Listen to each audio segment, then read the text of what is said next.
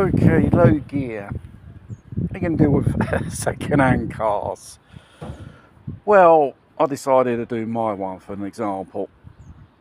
Those are the 7 stickers which I've done myself.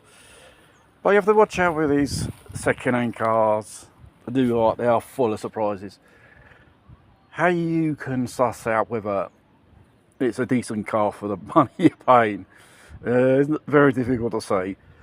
You can check the oil, the coolant, in what conditions they are, and the tyres, the engine, because if there's got any leaks on the gasket, whether it's been changed a pump or a radiator, God knows what, or the head gasket, which I changed on this one here, because there's no torque on the Peugeot.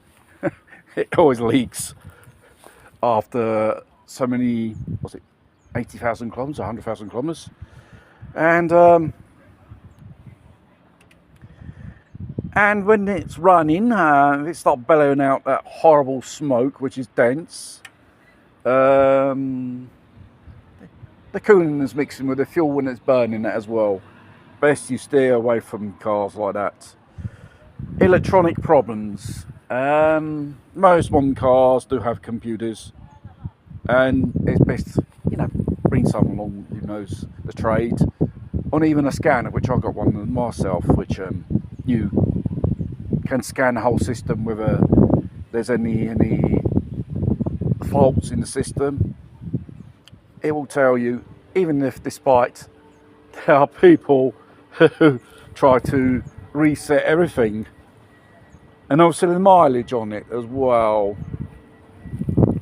The history of this car is people never bothered changing oil, and then afterwards, after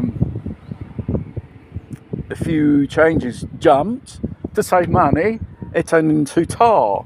It became into black glue stuff, and that obviously start ruining the parts of the engine, and it'll just all seize in the end. We'll use more oil, more fuel, and the engine will last less longer. It's always best to follow the maintenance of the model maker car which you have got. But you can even suss out from the inside wear and tear. It's acceptable. And this has 169,000 kilometers. When I got it around about 90,000, it was around about 100,000 in that range. You have to watch out if these cars are going to be involved in an accident, especially the 2 posts where you got the supports for the suspensions, whether they're lined up properly, and even behind the rear where you keep the spare wheel, if that's all that nice and tidy, no dents, or hasn't been repaired. That is a very good sign. Checking out a car could save you future nasty surprises. You don't have to be a mechanic, but there are a few bits and pieces which I mentioned. You can give you indications how the car was treated. If you know the owner, more better it is. And